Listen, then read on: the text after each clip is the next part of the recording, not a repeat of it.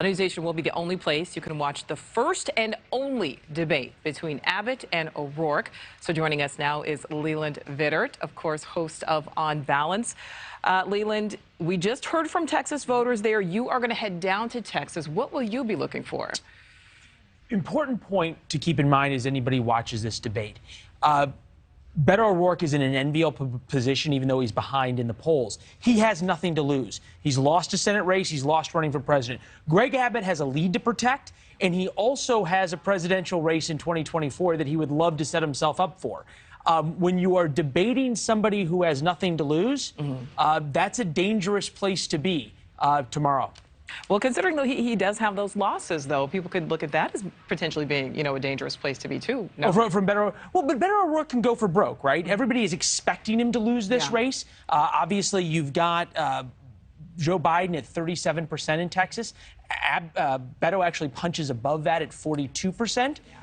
So O'Rourke has some appeal. And what's interesting, and this is what we're going to be watching for, is who they are speaking to for voters. Mark, you made a good point. There's voters who are voting on abortion issues. There's voters who are voting on immigration. Another big issue in this is guns. Beto O'Rourke has made a big point about guns, talking to suburban moms on that issue who typically would vote Republican. At the same time, believe it or not, Abbott's made big inroads with Hispanics by being tougher on immigration. Okay, so we're talking, let's talk about immigration. Let's talk about the border, because, of course, we're talking about Texas. So the border is such an important thing there in that state. Yet, does it surprise you? In Markey's piece, we kept hearing economy, economy, economy. Voters focus on economy, inflation. Oh, first of all, it's always the economy. James Carville, in his famous statement during the Bill Clinton campaign, it's the economy, stupid. And yeah, actually, I was wrong. Beto's at 46, so he's outpacing Biden by almost 10 points in Texas. That's a big deal. A big part of why people are upset about immigration is the economy and what the massive influx of illegal immigrants is doing to the Texas economy. So you have to be careful when you're talking and asking people what issue.